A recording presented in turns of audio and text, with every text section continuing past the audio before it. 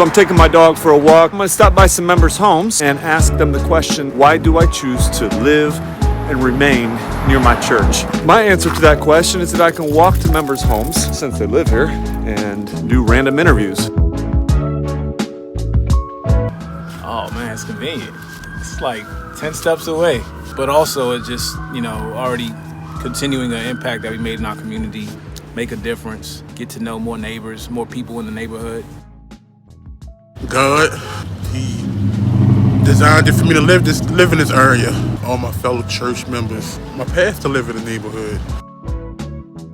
Connecting our physical space from our home to our church. It's really lovely to walk to church and to meet people along the way and tell them where they're going. And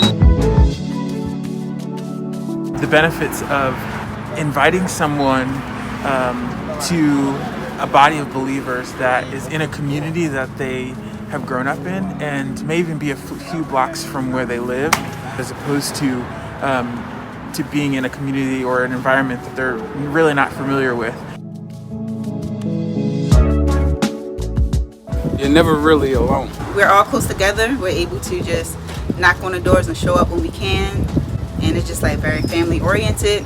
Can come sit in, sleep, grab some food whenever I want because you're right up the street. It's like if I was really going through something, like it would suck to have church family, people I do life with, so far away.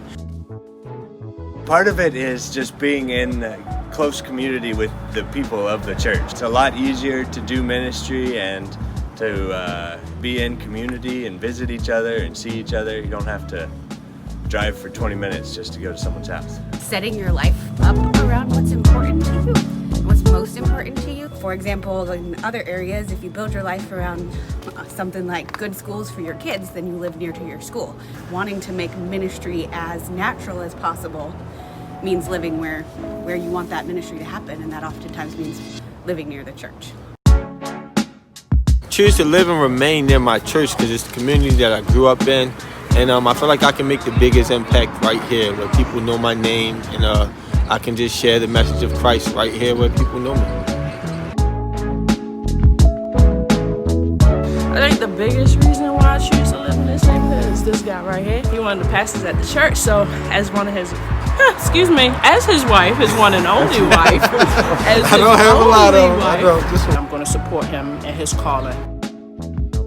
Growing up in Baltimore City, just seeing like the neighborhoods that are plagued by violence, drugs, it's easy to just, want to leave the city.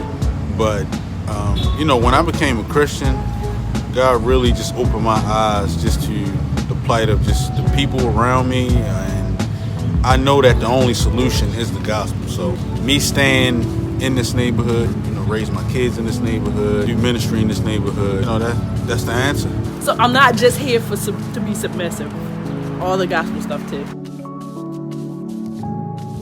People can often feel like marginalized and just forgotten. So I think people in these neighborhoods need to know that like Christ loves them too, and that He cares a great deal for them. So.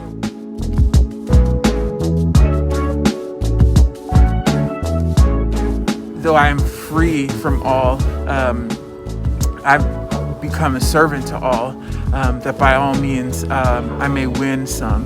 Verse 23, he concludes, I do it all for the sake of the gospel, that I may share with them in its blessings.